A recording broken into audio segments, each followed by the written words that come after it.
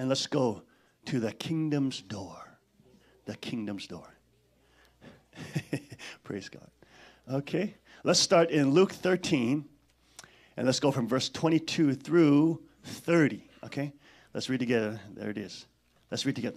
Jesus went through the towns and villages, teaching as he went, always pressing on towards Jerusalem. Someone asked him, Lord, will only a few be saved? He replied, work hard to enter the narrow door to God's kingdom. For many will try to enter, but will fail. When the master of the house has locked the door, it will be too late. You will stand outside knocking and pleading, Lord, open the door for us. But he will reply, I don't know you or where you come from. Then you will say, but we ate and drank with you, and you taught in our streets. And he will reply, I tell you, I don't know you or where you come from. Get away from me, all you who do evil. There will be weeping and gnashing of teeth, for you will see Abraham, Isaac, Jacob, and all the prophets in the kingdom of God. But you will be thrown out, and people will come from all over the world, from east and west, north and south, to take their places in the kingdom of God. And note this, some who seem least important now will be the greatest then, and some who are the greatest now will be least important then. Amen. Wow. That's some power right there, folks. That's a really powerful scripture. It's interesting because he gives the warning to those who have heard the teaching of Christ, yet have refused him. But at the last minute, when it's too late, they say, oh, didn't we eat and drink together, right? And then it's too late. It's too late, right? But notice this, they are not allowed into the kingdom, but look, you were thrown out. But at the same time, there are those who are thrown out of the kingdom or not allowed in. Look at this. People will come from all over the world. People will come from all over the world, from east and west, north and south, to take their places in the kingdom. Wow, isn't that interesting? And those who are greatest or seem important now will be those who seem least important now will be greatest then. Those who seem greatest now will be least important then. What a parallel to what is happening in the microcosm. You know, just last week, we talked about the whole issue of Satanism. And if you saw last week's service, you saw how the Satanist community, or the different churches of Satan, are using the cute imagery that I showed last week. You know, they're making it into animations. They're making Baphomet into these cute little pink-colored, so cute, you know. He's there frying an egg and cleaning the floor and what is he doing? What else he's doing?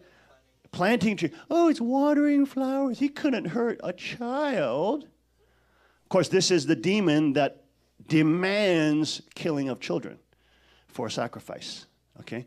But yet they're trying to paint him in this cute little way, color him pink with a little, all that satanic symbolism, right? The little pentagram star on his forehead.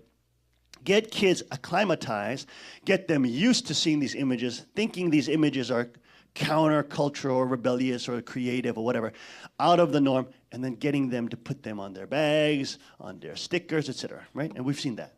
Okay, so we explored that last week. We also explored that whole tradition in the occult of, remember the hand gestures, the different hand gestures and hand postures.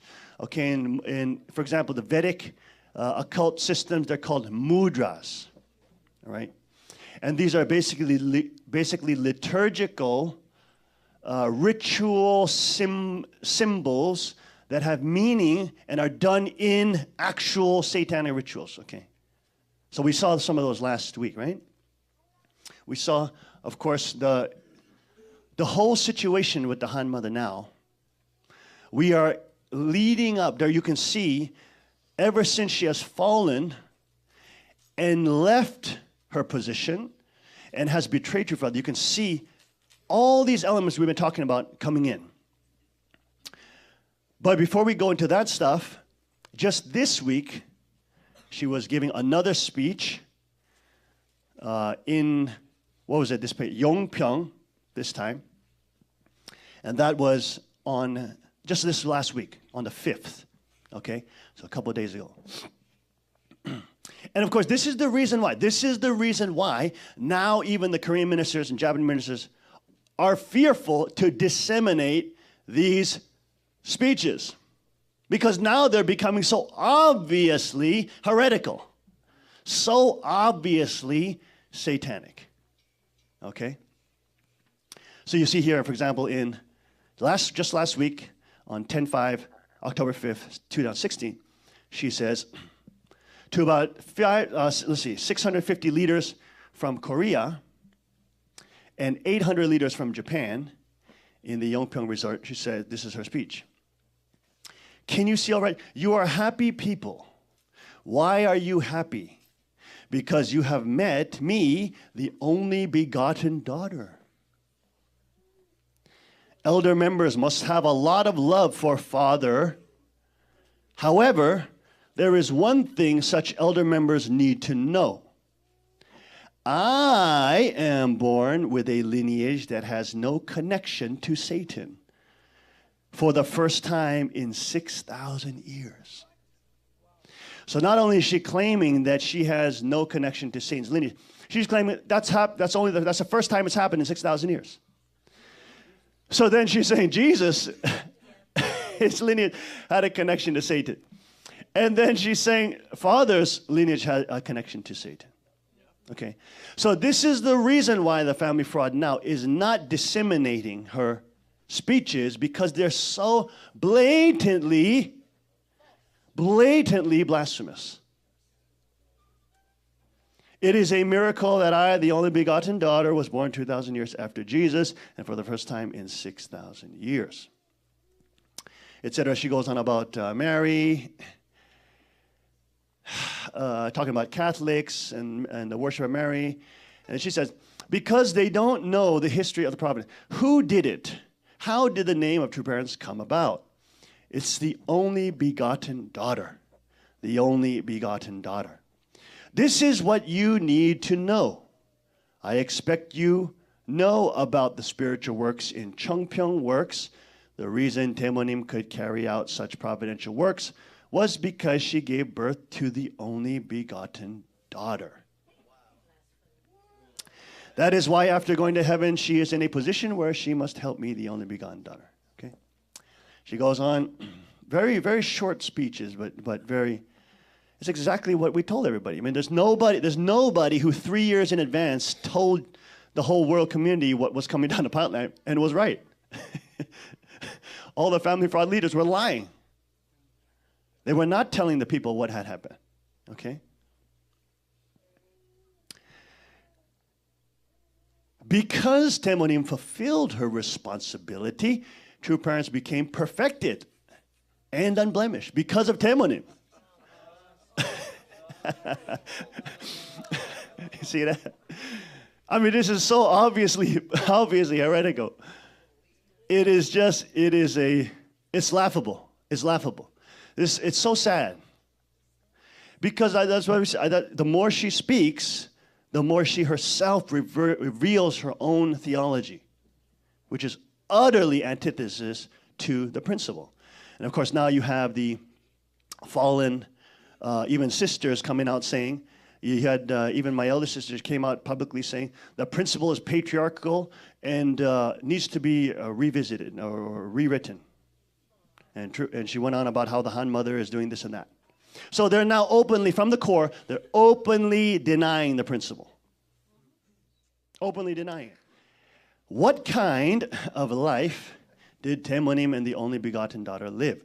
What should the Eve nation do? The desire of true parent is to fulfill the dream of the heavenly parents. You talk about the dream of the heart of filial piety. Japan must become the mother nation, the even nation that leads the way by becoming a model for all the children nations around the world. Basically, that means send me more money. That's what it means. I believe there's a quite large, okay, and then she goes on about the typhoon and global warming. Oh, God. I mean, this is like, even the founder of the Weather Channel, folks, the founder of the Weather Channel has come out saying global warming is nothing other than the elites trying to tax the rest of the humanity. They just want to take money from poor people, normal people. They want to put a carbon tax on people. The founder of the dang Weather Channel came out, said these numbers are ridiculous that are coming out of the UN. There's nothing like that. You know, look it up, look it up. He's the founder of the Weather Channel. The Weather Channel man and all the meteorologists, I mean, it's such fraud. And you can see how the family fraud and the microcosm completely bites the hook. To aid in what? To aid in more centralized power, aid the UN in its mission for more centralized communist power over the world. That is satanic. That is archangelic, to try to control and dominate peoples. That is what Satan does. It is a gift of God, freedom and responsibility. And when you leave people to be free and responsible and have responsibility, so if they screw up, they have to take responsibility for it, people end up following the 10 Commandments, even though they're not Christian or Jewish. Because you can't cheat people and succeed in a free market. You cannot cheat people and succeed. You have to serve your customers well. You have to outdo your other competitors. You have to serve your people who are doing business with you the best. You have to treat them with love and care. You have to consider them in all things. You have to try to make their experience good. And in that environment, even though let's say they didn't even have access to the Bible, the whole structure is incentivized towards treating people with living for the sake of others and creating win-win relationships. Not burning all your bridges, not working with known frauds, cutting off the bridges that are people with known frauds and working with honest people. This is critical if you want to succeed in a free place. On the other hand, when you have centralization, you have communism, you have all the political intrigue, you have all the line writing, you have all the decrepit things that happen, the corruption, the bribing, all that happens behind the scene, and the politicians are just the puppet liars to the public. Every communist society falls to that. Every single one, from North Korea to, Venezuela to Cuba, everywhere. Every single example of a communist centralized state fails. That's because Marx said, religion is the opiate of the masses. He forgot that Marxism is the opiate of the intellectuals and the control freaks. Marxism is the opiate of the intellectuals because they literally believe they're so smart, they know better than normal people what normal people should do. That's called archangelic arrogance. Okay, so she goes on about global warming, et cetera, et cetera, et cetera. And then she goes, I believe there's quite a large sum of prize money. I have to save as much money as possible, and I'm certainly not in a position to spend on a prize money that could satisfy 1,400 people. But I have prepared some prize money for you, and I will distribute it without holding back. Don't forget that providential history could be perfected thanks to Mother, the only begotten daughter. This is like the freaking mob. All right, this is like, hey, I want you guys to do this and do that and do this and do that. And here's some money and play some polka or whatever.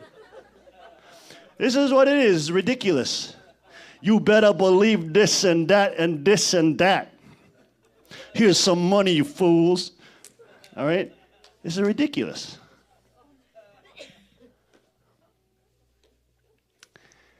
So, again, here, of course, she admits that she doesn't have any money. The whole structure is collapsing. They're now liquidating the assets, which we told you about 3 years ago. What is it, even Balcom and Jenkins were up at the Boston church, right? Have you seen this? Saying, oh, we love you. We don't even have to talk to you. I didn't even see it. I just heard about it. But, and there's, some people are freaking out in the back. Why? Because we told you so, you dumb bums. We told you this is what known frauds do. This is what they do. They try to defraud people, and when they can't do it, if they've stolen assets, they'll try to sell it to keep up their little system going. And all their little, pensions and salaries going as long as they can. This is the arrogance of the elites. It always happens when it's collapsing and in decline. They grab on for more, and the more they grab on, the more they get exposed.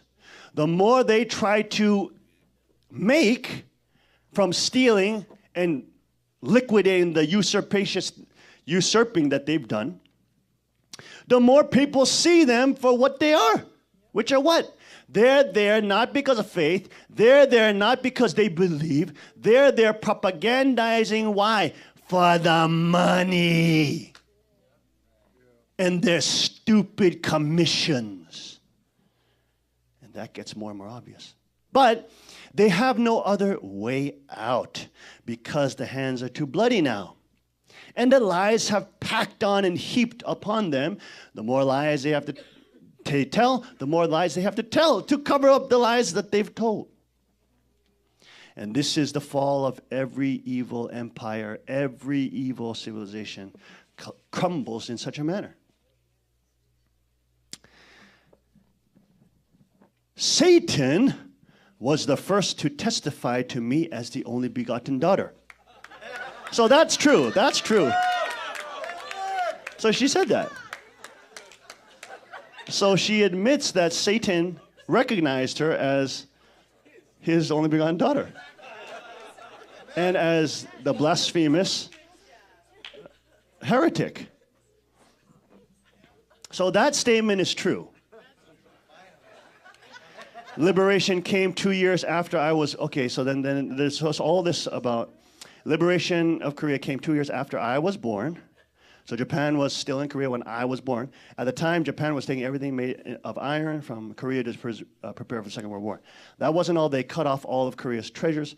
Let's say Korea's spiritual energy or chi before leaving. But the things they stole kept turning up in the courtyard of the house where I was born.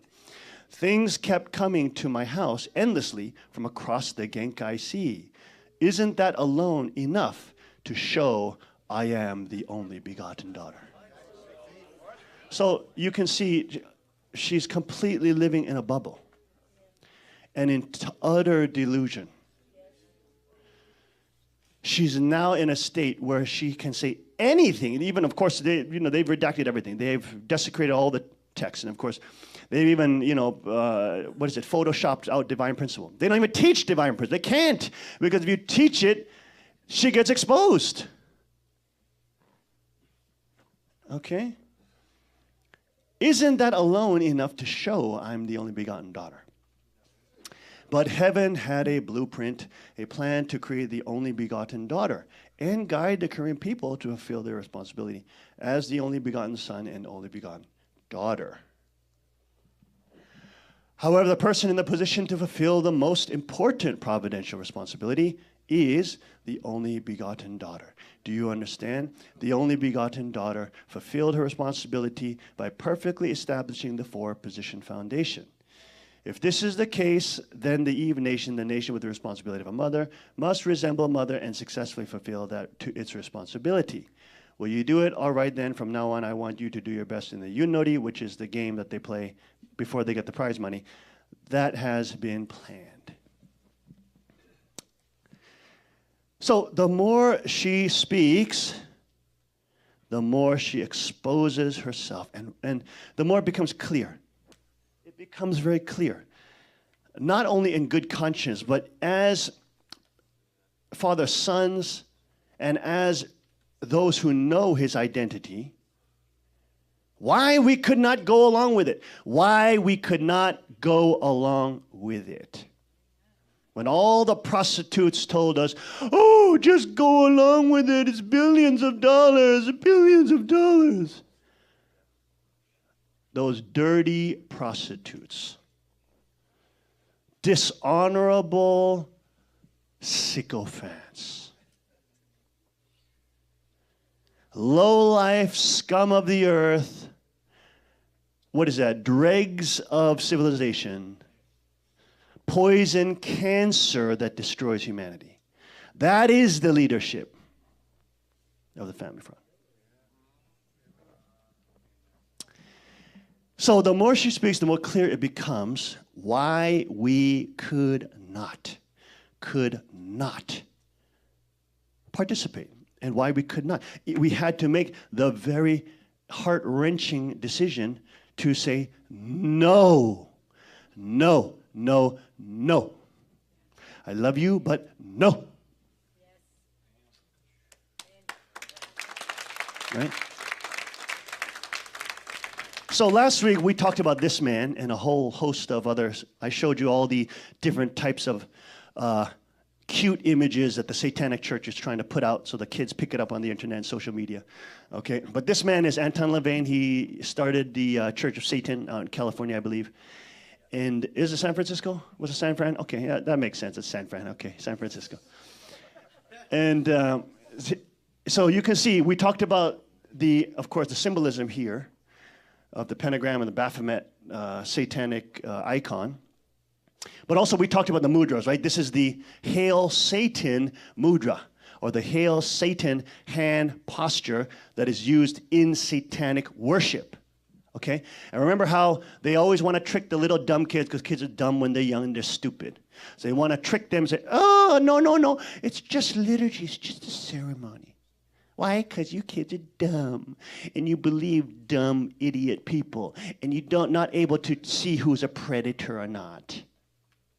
So they tell you, oh, okay, it's just like a different type of rituals, and okay, there's a kid sitting on the altar, but it's harmless. It's all symbols, and it all, means, it means nothing. It's just, it's kind of an occult thing, right?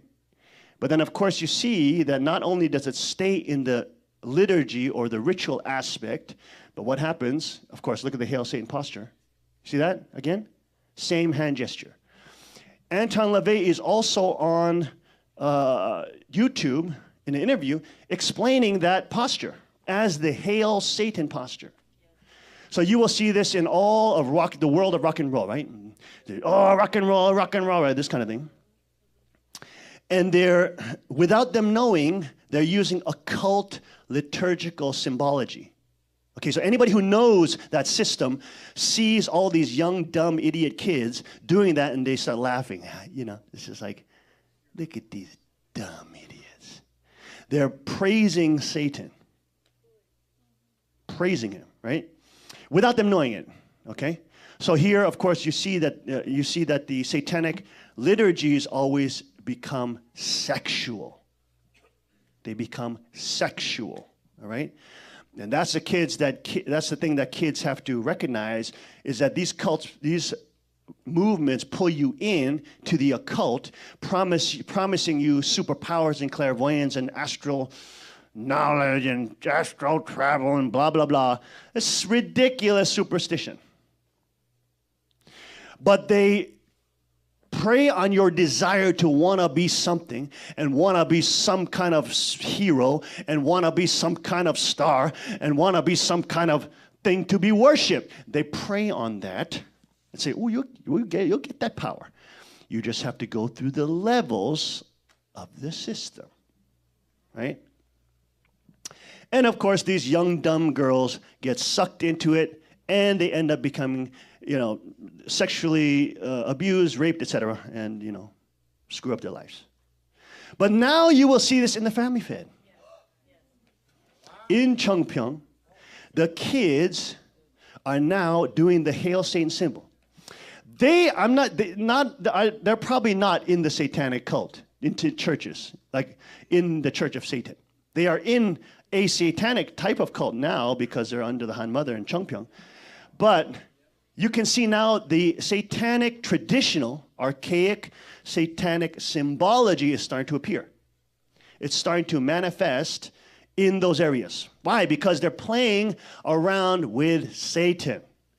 They're committing adultery with Satan. So without them knowing, they just think it's cool. They think they're following the secular path, or they just think they're just going to be more modern, and all the kids do it at the rock concert. Yay, ha, blah, blah. And so they do it. Without understanding, there's a whole spirit world of death surrounded around that. There's a whole spirit world of murder. There's a whole spirit world of killing children and eating them centered around that symbology. If you're here for the first time and it sound a little extreme what I'm saying, you should go check out the BBC's interview with the 15-year-old girl who was in the satanic cult that her grandma put her in. Insane, demonic woman put her dang granddaughter into a satanic cult, would stand around and watch 7 men have sex with her in these rituals. She was pregnant how many times? 7 times by the time she was 11 years old. And they made her do what? What did they make her do? In the BBC interview, they made them kill her babies and eat them. These people are real, folks. This is not some kind of fantasy land. I'll tell you what fantasy land is, your stupid video games. That's fantasy land. This stuff is real. This stuff is real. There are real devils out there. So you can see this type of symbology now allowed to come in. See that? And they don't know. Look at that. They're, of course, using Father's pictures in the background as if he would approve of this, as if he would approve of global warming and the UN taking over the entire world with communism. He only fought against that his whole entire life. Another kid's caught this on one of the kids' T-shirts. He's wearing some kind of rock band T-shirt. But of course, if you know occult symbology, which I showed you last week, this is the Freemasons. This is the Freemason symbol with the God principle in the middle. Okay, the compass and the protractor and the square, the measuring square, pretending to be a builder's guild, but really an occult sexual symbology. With, of course, with sexual union creating the God principle. So this is the reason. So since they have no consciousness, since they have no ability to determine between what is godly and what is satanic, because they're now already have totally relativized, not only Father, but have taught relativism now to the entire Family Fraud Church and all the kids now. You have a new batch of now potential Satanists that are rising up. Because they're already now indoctrinated with the philosophy of relativism. Remember we talked about that? Satan has to first get you believing in his philosophy of relativism before he can hit you up on the real Satanist stuff. He's got to get you believing that good can be bad sometimes and bad can be good sometimes. He's got to get you thinking that if you think these things are good and these things are bad and they're black and white, if you think that, well, you're on the lower plane of consciousness. Remember that we saw this yesterday? The whole Freemason picture with the floor, it's black and white checker, black and white checker, to represent the unenlightened mind that thinks things are bad and good. But the enlightened mind knows that bad is sometimes good, and good is sometimes bad. Every single satanic church, occult system operates around this philosophy of relativizing good versus evil. All right, so if you're brain dead and you're an idiot and you never have studied basic philosophy and you don't know how to even deconstruct relativism, which is so easy, if you're that brain dead and that uneducated, then you'll get sucked up into it. right? It makes you fall so that you never can return. It makes you come into love with Lucifer. Okay, so this kind of symbology now you can see is appearing more and more. And because the next generation of harlots and leaders that they're raising up is even more secular, is even more liberal progressive, is even more leftist leaning, you will see them, all forms of deviant sexuality will start to be protected and legitimized. You'll see it, I guarantee.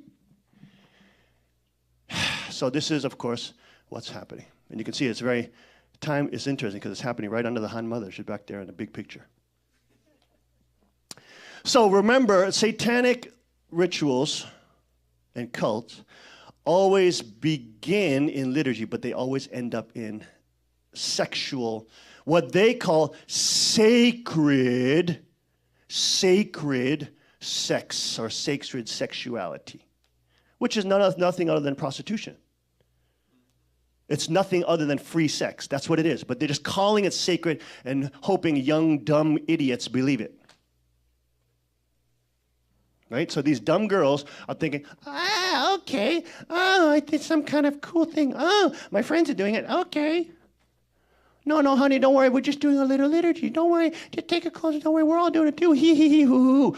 And they can use social pressure on you girls because you girls bend to social pressure like crazy. When you got a whole group of other kids doing it, you girls just bend. And nowadays, of course, the boys bend because they're not taught to be boys. They know that about your psychology. They know that about you. And so they use it. And you think that it only stays liturgical. You think it only stays gentlemanly and in ritual, right? No, dummy. It always leads to them spanking you, touching you, having sex with you. That's the reality. That's the reality. And nobody tells you about it, which is a problem. No church tells you about it, which is a problem. All the churches are just taught, just tell them good things. Hello, you got to know about how the dang wolf looks like, how it smells like, how it hunts, because if you don't know, you will walk into the woods and little lamb, walk into the woods. I'm just going to see my friend. Ha ha ha. And you're walking into a wolf's den. It's like my stupid bunny rabbit who got out and was walking down. She thought it was safe like her pen. The dumb bunny rabbit going down. She's I'm taking a walk towards the pond. Wow, something comes and eat her, bit her head off. I found her dead in the garden. She's dead. Her head is ripped off. This is what happens. You must understand how the devil works. You must understand how he moves, how he deceives, how he tricks you, how he understands your mind, your psychology, your feelings. And he will use everything against you to get you into where he wants. All right, so look. The satanic cults always end up in these orgies, etc. Okay? Fallen Eve theology is very fascinating because this whole week I've been, studying particularly goddess cults. And when you look at the Fallen Eve, the goddess cults are sold to young, insecure girls as, if we accept goddess theology, well, then women will finally have some respect. They'll be able to get some respect. Because we'll acknowledge the feminine goddess side of the divine or transcendental blah, blah, blah. Always this, right? You've probably heard this. You can see a lot of goddess cults attached to many different types of feminist, communist organizations. Many times their icons are goddesses, okay? But who was the first goddess? Who was the first one that said, you know what? I want to be as God.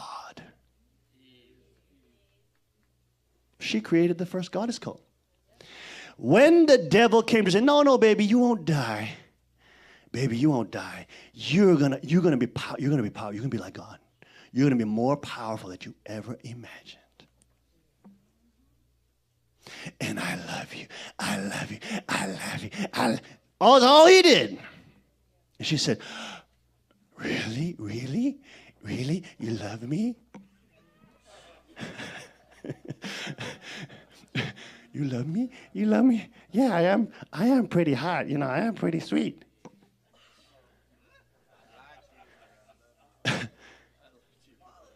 And she gave it. So Eve becomes the first goddess. Now, it's very interesting. When you study the goddess cults across the world, we're going to look at a whole list of them. But when you study them, they are almost always centered around youth, fertility, beauty, and sexual power. Always. You don't have no grandma goddesses running around saying, hey, baby, I'm fertile. They're all young, buxom, blooming girls. Okay? That's the reality. When you look at the goddess cult, it is the worship of beauty, of sexual availability, of fertility, which means that woman is going to produce good offspring because she has better genes, right? Biologically. So it's always connected to youth, beauty, in turn, sex. The goddess worship leads to sex. Goddess worship leads to sex. You'll see this in the same pattern that you see in the modern age. When we had the women's lib movement, the second wave in the 60s, my wife gave a great presentation on that. Wasn't that an amazing presentation she gave on that? Women's lib, all that kind of stuff. They called it women's liberation. What was the liberation? Liberation from what? Liberation from the evil husband and evil marriage. The oppressive nature of marriage. And what are you liberated to? Liberated to sleep with everybody. Liberated to become a dirty slut. Liberated to hate yourself and become even more insecure and unloved and unhappy and disease-ridden. Congratulations, you're liberated. You're liberated to hell is what you're liberated now. So you had the women's lib movement, which was nothing other than a free sex movement, pushing for political power. In the end, their goal was a form of centralized power or stealing resources. Communism is a socialism, communism, that's all about transfer of resources, stealing resources from people who have it to people who are your friends. So you have that liberation movement, which then becomes a free sex movement, which then ends up supporting, even in their 1971 declarations and all that, right? The different declarations they're doing, supporting the lesbian movement, because you gotta, right? It's women's lib, gotta empower the women. They want to be lesbian. So homosex movement. We now see after the homosex movement, they're pushing a transgender movement, right? And now, of course, Pierre even found this article with the SRI, what is the Sexual Rights Institute or something like that, at the UN, and they're pushing now for rights of children to have sex at 10 years old. 10 years old.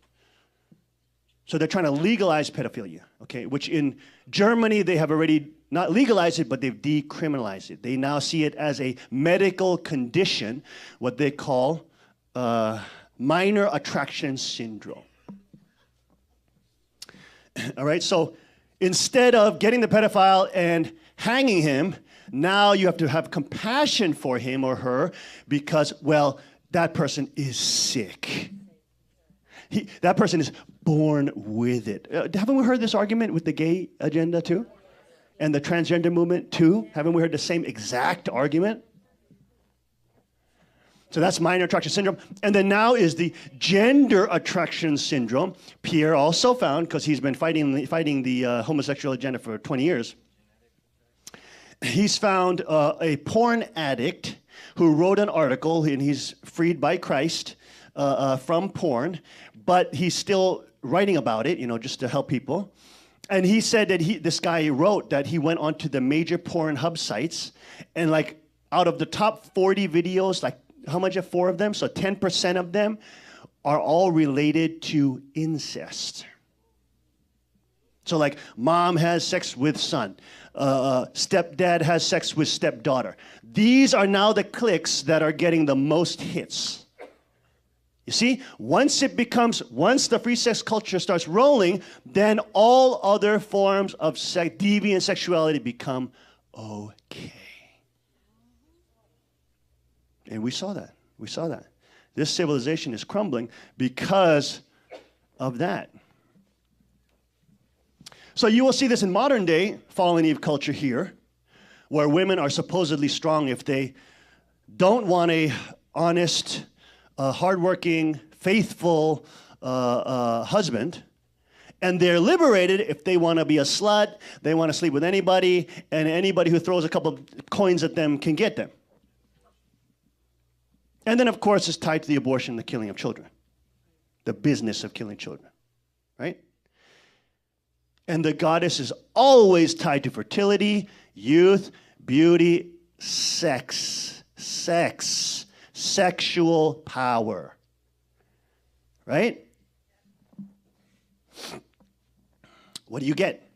You get the monetization. You get the monetized abuse of women. You get child trafficking of women.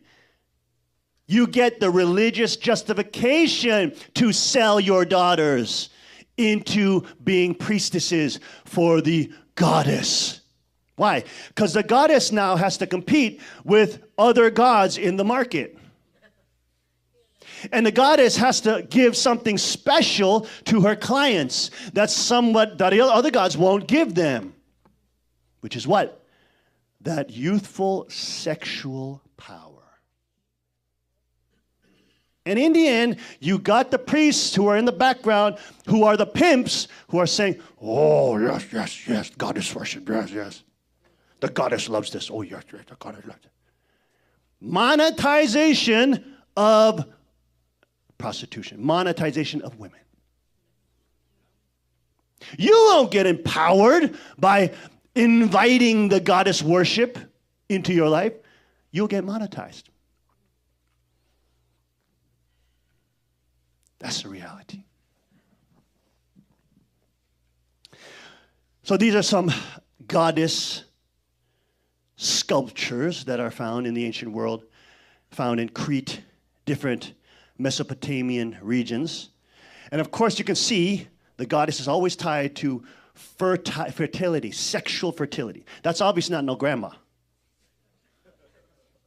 Right? Your breasts are not like that when you get older, right? Gravity works on them and they go, woo! Why you laughing? I'll keep it real. Why you laughing? That is youth. Right? That's youth. That is, these sculptures represent the youthful power of sexuality, the youthful nature of sex.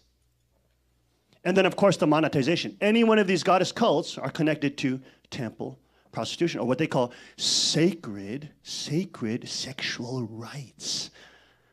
You call it whatever you want. You're selling girls. This is Athena with the owl motif and the 2 snakes around, and grabbing the 2 snakes. And look, we always think Athena is the goddess of wisdom, right? She's always so wise and she's always so well dressed. She's got her boobs hanging out the front door. What you talking about? She's always well dressed. She's acting like a slut.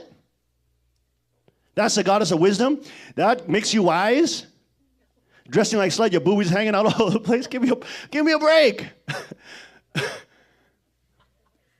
This type of worship, if you worship these kind of images, you are worshiping the worship of the flesh.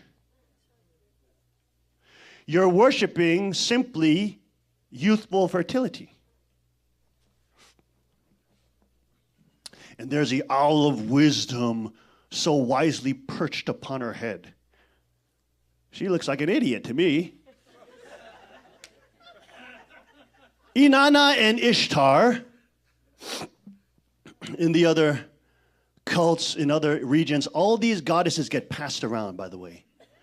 This is what, they become Venus in the Roman world, the Greco-Roman world. They become Aphrodite. They just get passed around because they're sluts. These goddesses are sluts, you understand? They get passed around. They just get used, exploit more women, abuse more women, then pass it around to the next culture. Let's abuse and monetize women some more. They're nothing other than prostitute goddesses. Inanna and Ishtar, notice how they're not grandmas. They're not.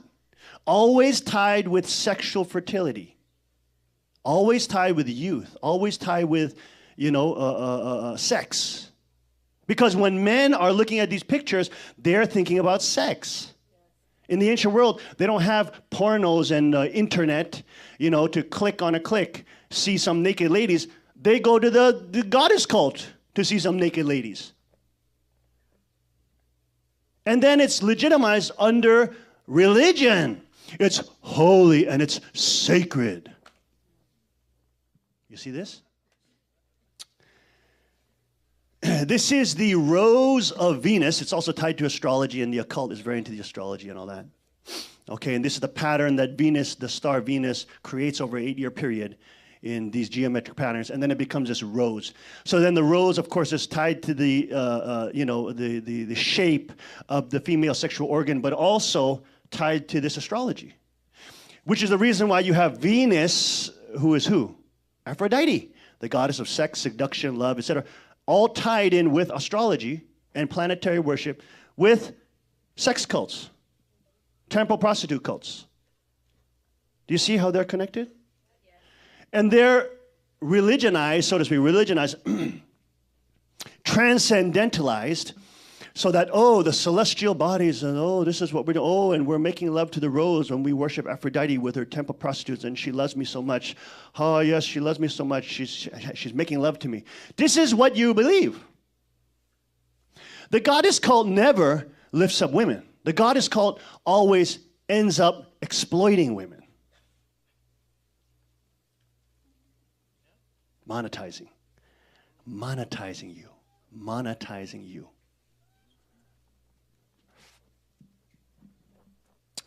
Rosa Belle. There it is. The Venus cult tied to the rose. And of course, that comes into Catholic iconography, also starts adopting this. Venus cult iconography, different parts of the Catholic Church, different cults within the Catholic Church start adopting this Maria motif. And we saw how Maria motif is always connected to the moon or Artemis, Diana, which has no mention of that in the Bible. Why is she always standing on the moon? Well, what is that about? You see also her motifs with the rose or the Venus motif, which was, of course, folks, you have to remember, that was the most dominant iconography in the ancient world while the Bible was being propagated. It was the Roman culture which was dominant. It was these gods. These figures, which seem to be mythology to us, were the dominant temples in that time of the world.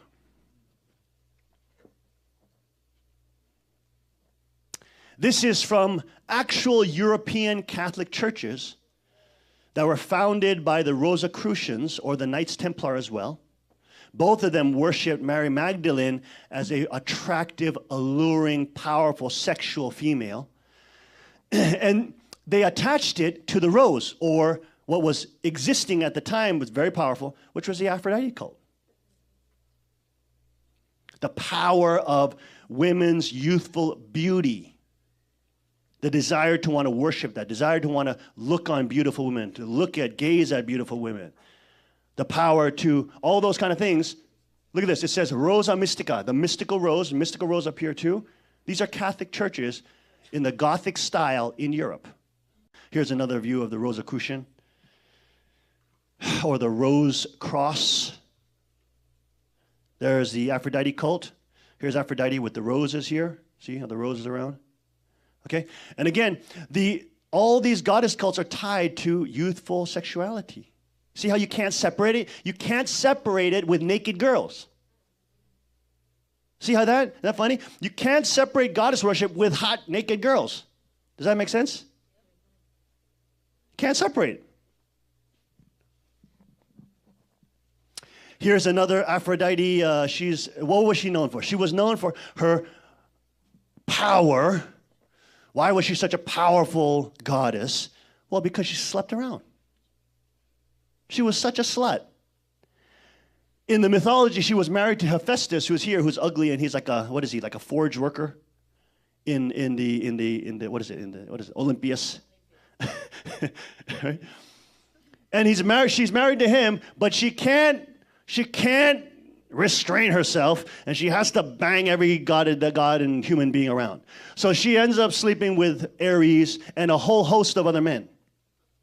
She's a slut. What kind of culture are they teaching to young girls? The Mother Mary cult, of course, connected, look, to the moon here. Why is she on a moon? There's no reference to the Bible of her on a moon. And of course, you see the Mary cult in all these images over and over. There's always the moon, the star motifs. Always, there it is again, the famous one with the stars and the moon. Always, always, always. Why is she on a moon? These are ancient transferring of goddess worship. The desire for these young priests to want to look upon beautiful women.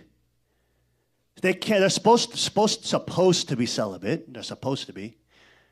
But they still have a burning desire to look upon beauty and the alluring power of sexuality. So Mary becomes a Barbie doll. And she's connected to extant, which means existing goddess cults, which Paul speaks out against. He speaks against the cult of Diana, which is a moon goddess. He's railing against them. In fact, he's destroying their businesses because he's telling people, don't buy those statues. And the people who are forging and making these statues are getting angry. They say, get Paul out of here. He's actually in a fight with these people who worship the moon goddess in the Bible. And of course, you have seen over and over again, it's now on the internet, there's people who are in the Catholic Church who are nuns. When you're a nun, you sign off all your human rights to the Catholic Church. You are basically owned property of the Catholic Church. You are property of the Catholic Church. So there are nuns who are, in the nunneries, etc., but they came out, they became evangelicals. And they've given their testimony. They're online. You can see them. You can go hear them. They talk about how they were forced to have sex with priests from a young age. How if they're beautiful, they're just given to the cardinals. We know there's a huge issue with pedophilia. What makes you think they only are banging boys? What makes you think that? Are you really that stupid? You telling me they don't have an appetite for, young nuns? You see what I'm saying? And a lot of people, even in the Catholic Church, know it. They know they're doing that. They know the orphanages are the babies of the priests and the nuns. But they just shut up about it. You speak about it because you get some visitations. The mob may show up, right? And that's why wherever they move into, they support the agenda. In the Catholic Church, for example, today, with the totally heretical Pope, supports disarmament of people. Don't let the people be armed. They support the tax on people with global warming. All the craziness that communists believe the UN is supporting, the Catholic Church is supporting. Totally ridiculous. Why? Because the same organizations, same motives to control. Again, you see the goddess motif in the Catholic and Orthodox, Russian Orthodox, Greek Orthodox icon worship of Mary. Look, you have the cross there. You have all that, but you have, look, she's above it all. She's the queen of heaven. Look at her. Look how huge she is compared to Jesus on the Golgotha. She dwarfs Jesus. I mean, she is like the God. See how massive she is? And of course, there, again, holding her, buttressing her again, is the moon goddess motif. There it is again. What is Mary doing? Always with the Artemis and Diana moon. What the heck is she always doing with the Diana moon all the time? What is she doing? Why do they have her connected to a Diana sex cult? Father always chastised the Catholic Church. The nuns should be married. They should not be property. That's a big difference, right? If you give away all your rights and now you are property of the Catholic Church, you are nothing more than a slave. You are literal property. Do you see how that's a problem? See, God wants women to have the sanctity of marriage and the protection of marriage, not to be property. You see what I'm saying? But when the worship of these things happen, even subtly like they do in the Catholic Church, and most Catholics don't recognize these areas. Most Catholics, if you show them these images of Mary, they don't even remember that there was a moon there. They've seen it billions of times, but they've never seen the moon until you point it out. Never seen it. They've seen Mary 1,000,000 times, but they've never noticed that there's the moon, Diana goddess, is connected to it. Which then what? Once you allow goddess worship, you will start monetizing women. You will start and what do? The women who become priestesses are supposed to become property of the church. This is, of course, the Diana cult, the Artemis cult. Look, you can see again the moon motif going into save the hunter. The hunter is being saved by a naked woman frolicking down the meadow path. The idiot, if he got lost, I mean, he should have a compass or something.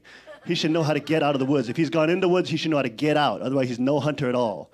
He's purposely getting lost in this so he can fantasize about naked women saving him. And there it is again. There it is again. Right? The naked Artemis, and she's a perpetual virgin. Even though she sleeps with all the hunters, she's a perpetual virgin. This is the insanity you will get in religion.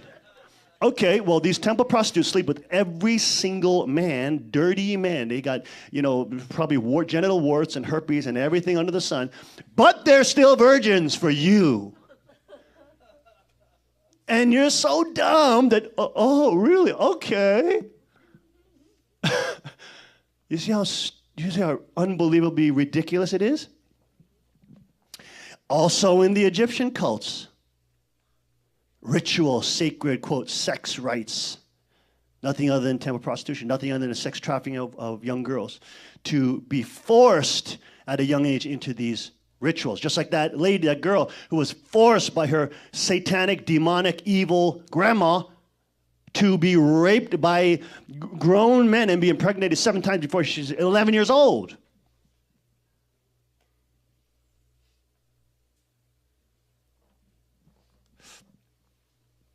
So here is, of course, a list of love deities. We have in Albanian folklore, we have, what is this?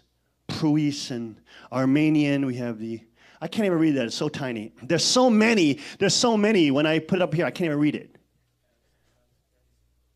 Ashkik, goddess of fertility. Aztec mythology, you have the Quetzalcoatl and, Kokili and Tetzaltocatl and all those whatever they are. They're goddesses of fertility. Were they tied to female prostitution? Yes.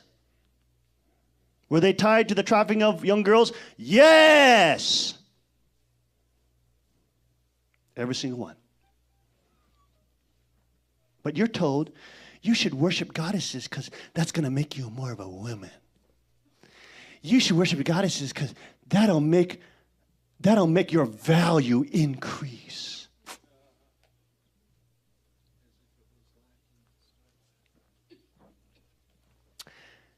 in Buddhism, you have the Azenmyo in Japanese Buddhism, the red Buddha symbolizing lust. Okay? Canaanite mythology, you have the Astarte or the Ashtara, the statues we saw. Celtic mythology, the Irene, the what is that? Siodana? Chinese mythology, the Julian Xuanzi. What is it? Anyways, a whole list. Egyptian mythology, you have different goddesses, Ishtar and, what is that? What does that say? Hathor. Etruscan mythology, etc. Greek mythology, etc. Aphrodite. Notice how all these goddesses of love and sex are naked women. Interesting? It's a cult of using and monetizing naked women. It's basically the ancient world Victoria's Secret or something like that.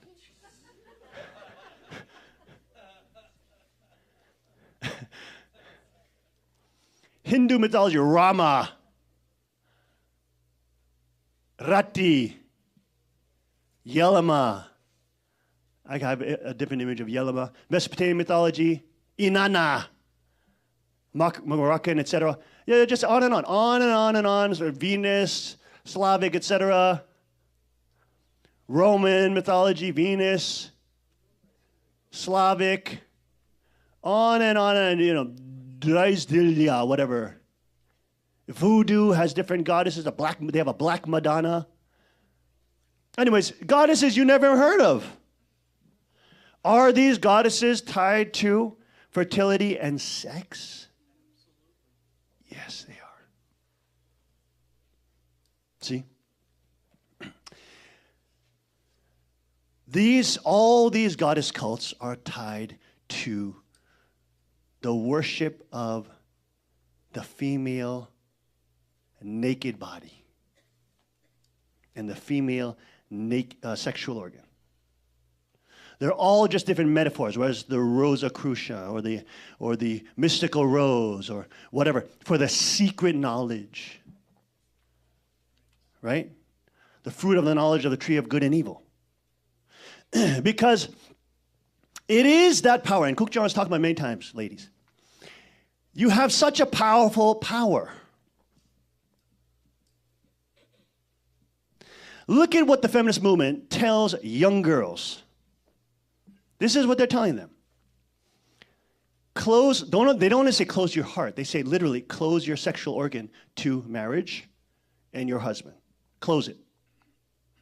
But open your sexual organ, open your sex to what? Everybody else. Sleep with the bad boys. Have fun. Be liberated. Go clubbing, go party. Do it with those boys. They're hot. You see what I'm saying? And what choice women make, whether or not they worship the goddess and follow the path of the goddess, which is always licentiousness, is the point of whether or not there will be a hell or a heaven created. When will you understand that prostituting yourself to many, many, many, many unfaithful, lying men will not get you happiness? When? When will you understand, women, that God knows the best place? That is within marriage, with your man. That is a place to explore sexuality. Within the power of marriage, not the weakness of free sex culture. Because when you can be sexual and powerful and beautiful within marriage, the whole, what did Father say? The whole universe will resound. When you use that powerful sexuality in other places, you destroy. You destroy lives. You destroy your own life. You destroy your worth. You destroy the dang world.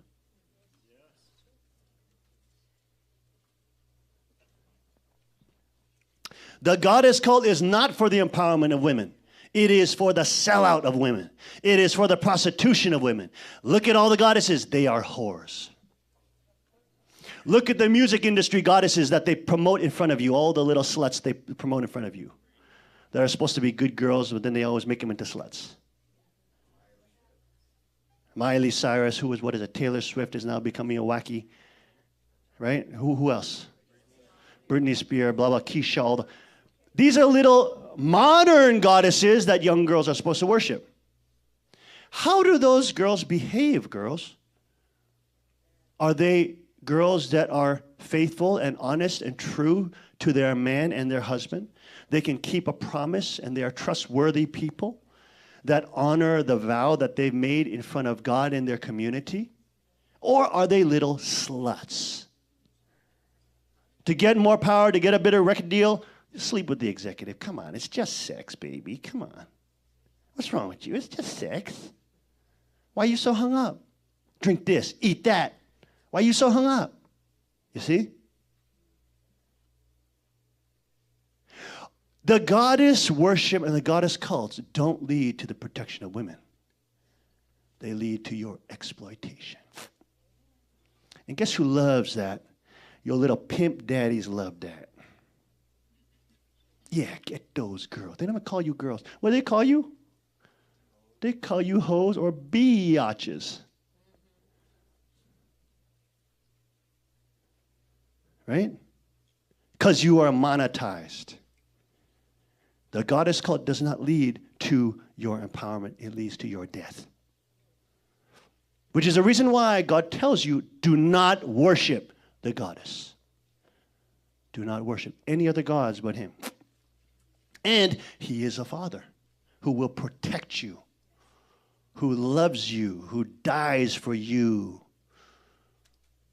And if you understand that, he knows, of course, best for you. He prepares a person, a institution, a place for you to experience relationship, experience joy, experience and explore sexuality, all the things you want to do, but you want to do with the bad boys. He gives you a place to do it. And that, in the end, creates power for you. It creates power for your children, your family. It creates power for the kingdom. It creates power for civilization.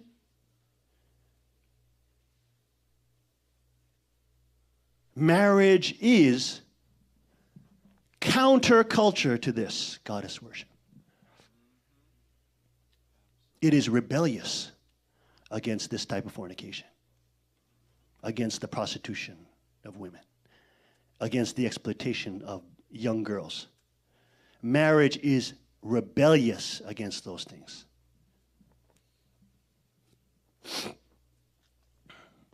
Here are some more images of Cretan temple prostitution. Even the early 5th century BC historian Herodotus wrote about it. You can't see the blue, can you? He wrote about the Babylonian custom. You know how they did in Babylon? They would have the young girls have to sit in the temple of, Inanna or Ishtar. And it was the same stupid goddess. Herodotus referred to it as the cult of Aphrodite because he was a Greek writer. But Babylons didn't refer to them as Aphrodite, the goddess of fertility. That was Inanna or Ishtar or Ashtaroth, whatever. So we'd have the temple there, and all the girls would have to sit. All the girls would have to come, and this is Herodotus's explication of that in his writings that he wrote in the 5th century BC. Can you read the blue? You can't really read it, can you? All right. So basically, what it says is the girls are lined up, and it was custom that all girls must give themselves to sex with a stranger at least once in their life. They have to do it. It's part of their culture. It's part of their growing up process. Okay, so the girls are taken in to the temple of Ashtaroth or Ishtar. They sit on the ground. They sit on the ground, and strangers come up to you, and they throw you a certain amount of money. The monetary value is not important. So they give you a couple coins, and they say, I invite you in the name of Mylita, which was the wife of some other god, and it was some kind of goddess. I invite you in the name of Mylita. Then you have to have sex with this guy that you don't know, outside the temple, and then you can go home. So the beautiful girls they're all raped pretty quickly, right? The beautiful ones are just, let me have her, that one, go. And the ones who are not so beautiful have to sit there 2, 3 years, 4 years. Herodotus actually says sometimes up to 4 years.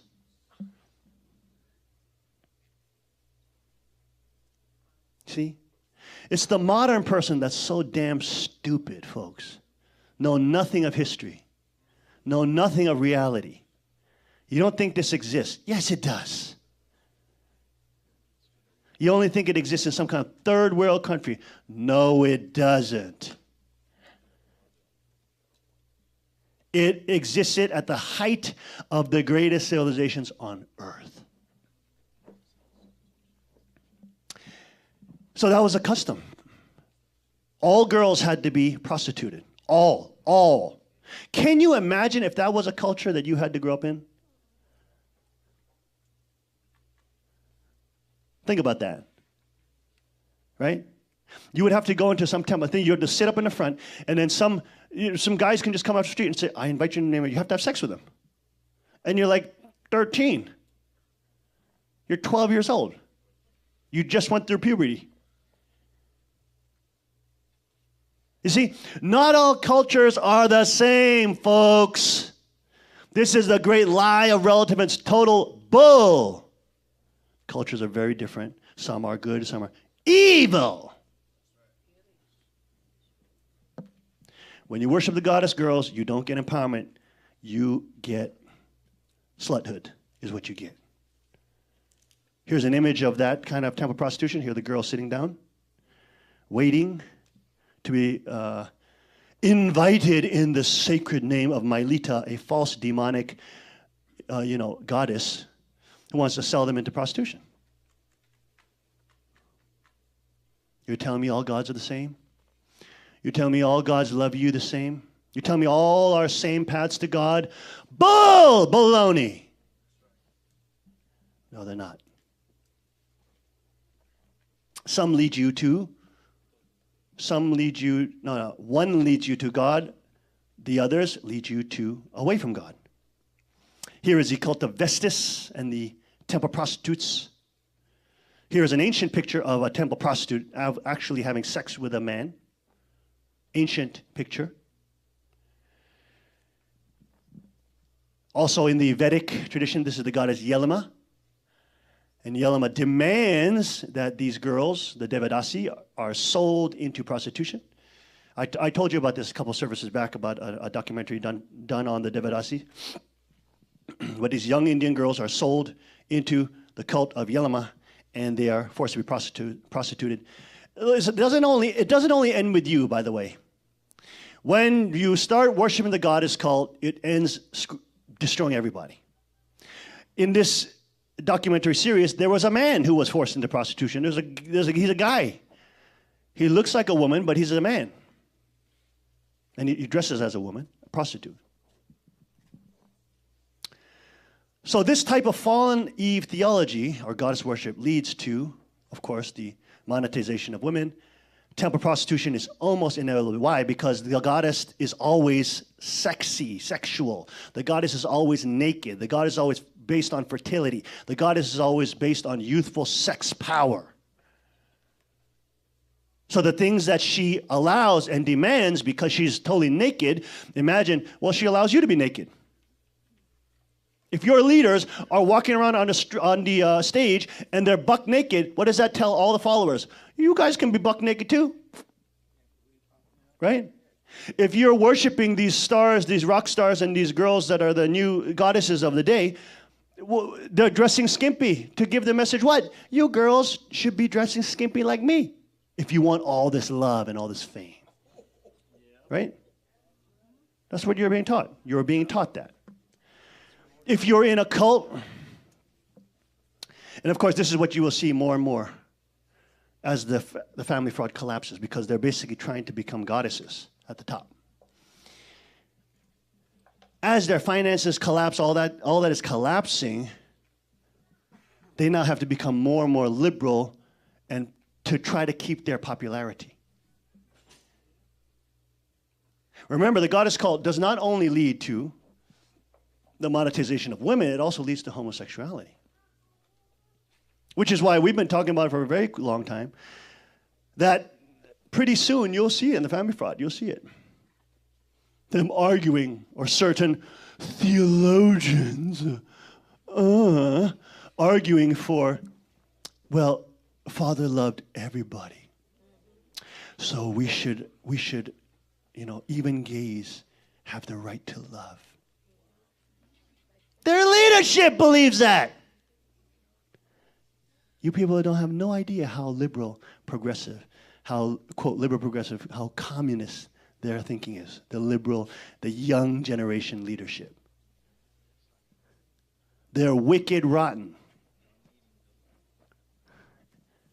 Almost all of them, 100%, support the homosexual agenda. And then you got these stupid first-gen parents are so idiotic, they just can't believe that their child would do that. Sorry. You lost them a long time ago. Always will lead to homosexuality. The new popular thing, transgenderism. Well, we got to be inclusive to that too. After all, Father always just said to live for the sake of others, to love your enemy, and to love everybody. He didn't hate, he loved. Even the Father railed against the depravity of the nation. Even though he railed against communism, he railed against the homosexual political agenda, he railed against the disintegration of morals. Oh no, but that is that never existed. He's all about just love. It's love. If you love everything, you are Satan. Because if you love everything, that means you love evil. If you love everything, that means you love selling children, killing children. You're supposed to love everything. Why are you complaining? You're supposed to love everything. Oh, but that's illegal. Well, what if it's not illegal anymore in 50 years? What if pedophilia is legal? They're trying to make it legal. What if it's legal? Don't look at my daughter and tell me I should love. No standard.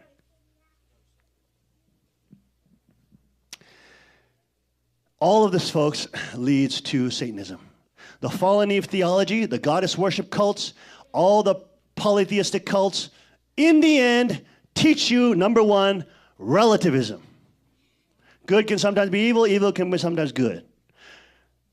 There's not one thing that can always be good. So thus, there can't be a God that's always good. God gives righteousness with the right hand, but he institutes evil with his left hand. This is some of the occult Judaic arts say this, like Kabbalah.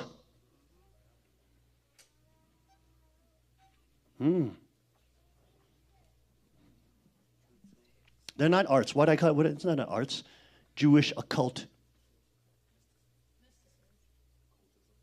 Yeah, occultism.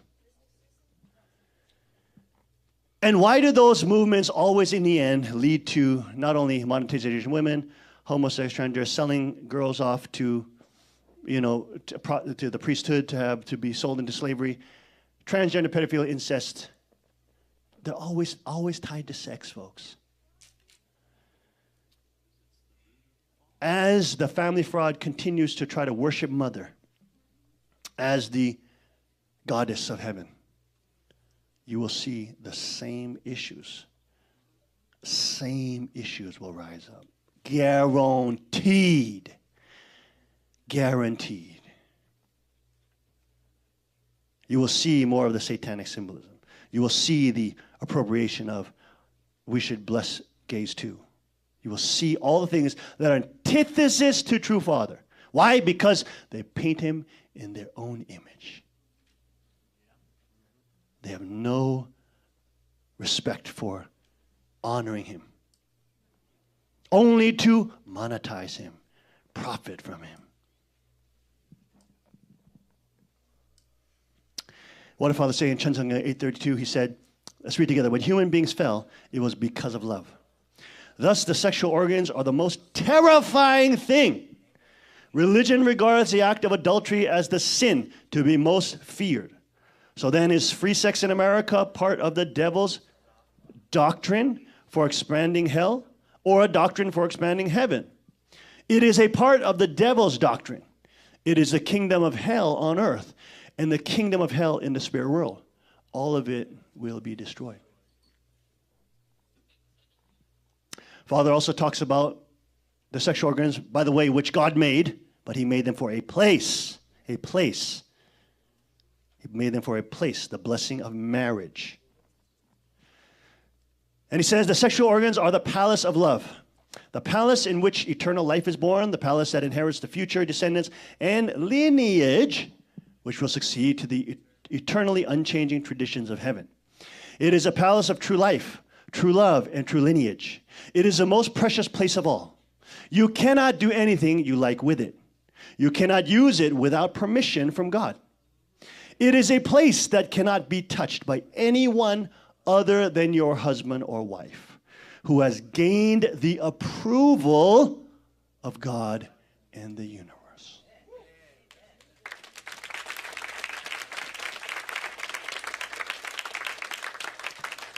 There's a grand difference between a good sex civilization and a bad sex civilization. One will perish. One will continue to prosper. And that's why Cheongguk is a land of freedom and responsibility, folks. Freedom and responsibility. People have freedom, the maximum amount of freedom, yes. The maximum amount of protection of all the rights of kings, yes. But they have responsibility. Because when we're held accountable to our faith community and to the people around us, and it's often said that God is a God of love. People mess that up a lot. They get you can't earn salvation, or you can't earn God's love, right? Because all of us are sinners. Every single one of you, every single one of us have sin, right? Is that true or not? All of you have lied. All of you have stolen things. All of you have committed adultery in terms of lusting after other people. We've broken the 10 Commandments. All of you, even these small kids, they've lied. They've thieved. Nobody's exempt. You've broken the law. You committed the crime. And the Bible says very clear, liars can't get into heaven. You broke it. You're separated from God. God doesn't lie. And you lied, so you don't get near him. So we know that we can't earn God's love, but what people don't understand is that we have to work to earn his trust. God loves us. He loves us. Doesn't mean he trusts you. He may love you, but if you're a slut, he's thinking, you dummy, I don't trust you. I love you, dummy, I don't trust you. Does that make sense? You can't work to get God's love, but you better work to get his trust. That's a big, big difference. People screw that up all the time. We have to be responsible to God. We have to do things that try to please him. The Bible says very clear, he who does my commandments is that who loves me. Why do we do the commandments? We are, of course, trying to please God. And in the process of pleasing God, he trusts us more. Does that make sense? And we may be complaining, why doesn't God entrust me more? Are you serious about bringing him joy? Are you serious about trying to please him? Are you serious about gaining his trust? God loves all peoples, even sinners. Doesn't mean he trusts you. Doesn't mean he will give you the desires of your heart right now. Maybe you can't handle it right now. Right? So understanding the point of responsibility. When we practice our responsibility, when we are faithful to God, we are more trustworthy, not only to our spouse, not only to our children, but to God. And as we are more trustworthy to God, God can bless us in a different way. He can give us different things that we can now bring to a larger dimension. He can increase our bounty, our blessing, our responsibility, so that now it impacts a larger circle. But that doesn't happen if we are just thinking, God, you love me, and why aren't you blessing me? Well, are you trustworthy? Can God trust you with blessing? Isn't that interesting? Very important. Very important. Can God trust you with the power of sexuality? That's what the marriage blessing is. It's such a powerful force. Such a powerful force. God has given us a place for it, folks. SOS, come on out. God is working, folks, in small ways, but to build His kingdom, people must realize that we can't earn His love, but we must work to be trustworthy to Him. If there's somebody that you're praying for, and or somebody you know that needs to break through in that manner, pray for them during the time of worship. The time of worship, folks, is not only a time for singing songs. It's a time to bring joy and praise, thanksgiving to God, but at the same time, to allow God to work through us, to institute and or move in somebody that God has connected us with. So we may not have that habit of doing that, but today, if you have not done that, try to do that. Pray for somebody that you know has to break through to the next level. Come closer to God. Come closer to, what was the title? Heaven's Gateway. Heaven's Gateway. Heaven's Door. Heaven's Door. Heaven's Door. Pray for those who are preparing for the blessing soon, upcoming, right? Let's pray for these folks. These are the people that will maintain the tradition and the love with God throughout the generations, the vertical passing down. Okay? So we do need to support one another in prayer and thanksgiving. Let's all rise and offer the songs of praise.